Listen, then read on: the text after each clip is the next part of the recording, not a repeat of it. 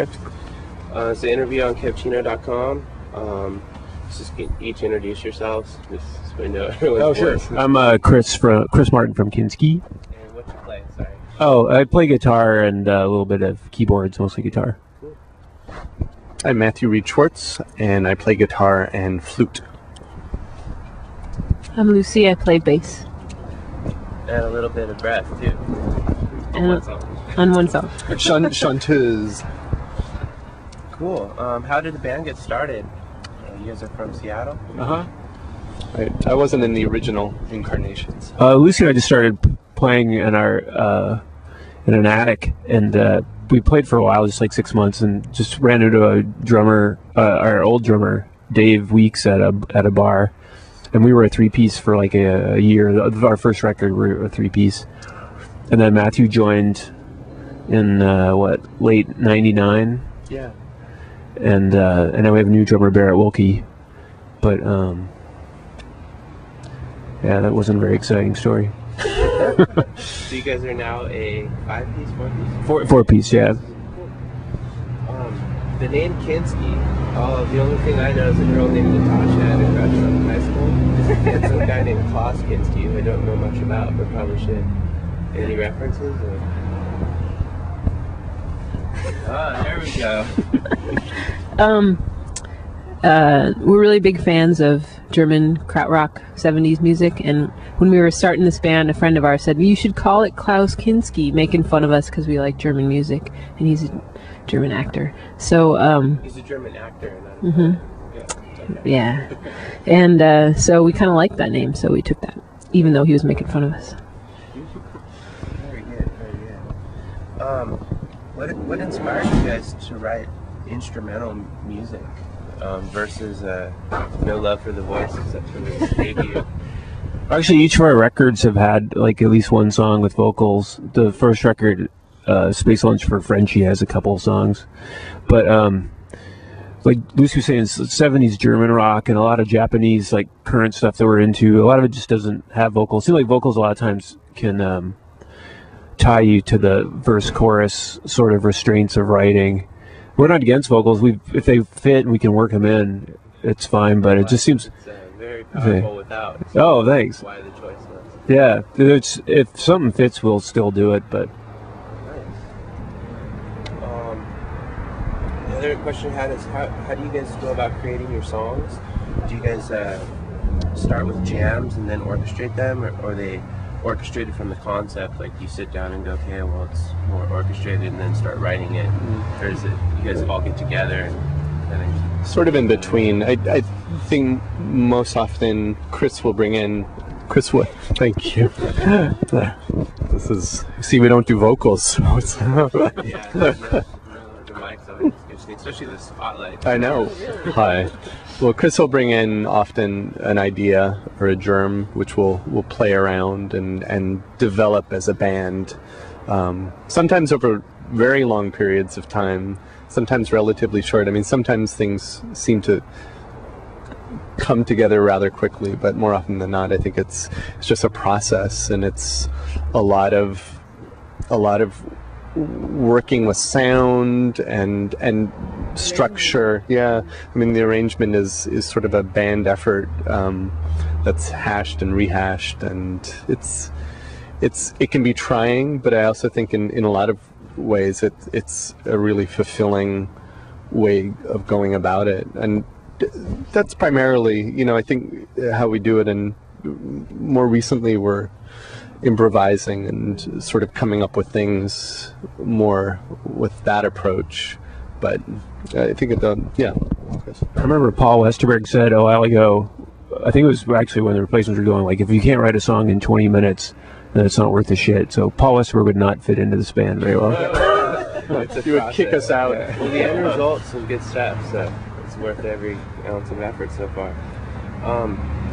Me have not heard any of your albums, actually, except for 2 songs. I've been completely blown away by them. Your new album's third album's called Airs Above Your Station.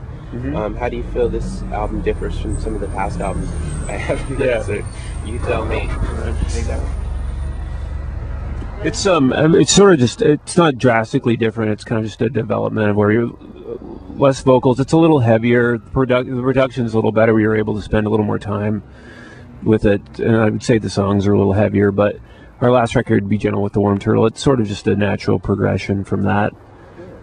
So, yeah, there's not any major differences. The major difference is it's just heavier, I think. Heavier riffs. Similar style, though. The last record was just a little spacier, and this one's a little more direct, I think. Cool. Well, I like this one. Next question was, the Kinski sound is composed of many layers of guitars, and what type of effects do you guys use on those to get those? Is there strange tunings? It's plugged into a rolling jazz. We're very versatile with our playing. Some of the guitar effects are actually flute through pedals and stuff that he plays. Yeah. Oh, wow. I don't think we're doing any of those tonight, are we? Flute stuff? First one. Oh yeah. Do you guys use like a chaos pad or any other alterations to get some of those strange vibratoing effects and stuff? Or is that the organ? There's a little organ, and most of it's pretty straight pedals that you see bands playing, just reverbs and echoes and stuff, So just and the tremolos. basic stuff, and you guys are pulling all those unique sounds. Yeah, and there's definitely alternate tuning. That's one drag. We don't have a lot of guitars right now, so we were just tuning the same guitar every song to a different tuning. So I would say a lot of it comes from the tunings too, like you mentioned. Cool. I think also sometimes using pedals, not to say not the way they were designed to be used, but we do, I think, we spend a lot of time trying to find sound with the pedals that we have, and sometimes we find something and it's great. It's like we've happened upon something. I was shocked by some of the sounds and couldn't quite put my finger around them. We use a lot of farm animals too. we don't credit that on the album because food.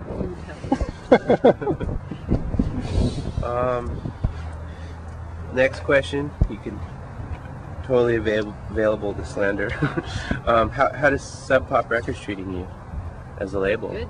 Great. Has that been a great thing for the band? Yeah, the best thing so far I think is that they send the record out everywhere, except to you. Yeah, that's because you're friends with somebody there, so then it's always trouble. Yeah. But it seems like it just sort of gets sent out, and it's there if people, writers or whoever, record stores want to check it out. Then at least it's there, and that's Cool. been the best thing. Yeah, I think they're a great label to be on right now. It's really kind of bringing some great stuff together. Last question, kind of basic. What are the future plans for the band after this tour? Are you guys going to do any more promoting or videos? We've got we're going to South by Southwest next month, and then East Coast tour in April, and Midwest for the first time, and I think we're going to go to Japan again in May, and then after that, I don't know. Probably another U.S. Oh, I'm sorry. Go ahead. Probably another U.S. swing in this summer too. Repeats it. Yeah. Cool. You guys haven't played in Europa? No. Yeah.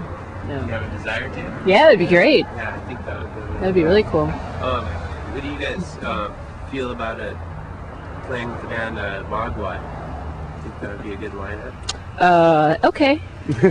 Yeah. Sounds good. We do it. When we were the three-piece, we were actually supposed to open for Mogwai in Seattle. Right when we got started, like nobody knew who we were. Nobody in Seattle knew who we were, but we got on that show, and then their first time in Seattle, and we got kicked off the bill like a week before because they had some friends in Seattle that they wanted to open the show. We were upset, Well, but there's always the future. yeah, that'd be great. When Mogwai opens for us. So. I think that would be an amazing show with you guys together. Yeah, they're great. Yeah, they are. Cool. Well, that's it, boys and girls. Yeah, thanks a lot. Thanks for your time. We appreciate it.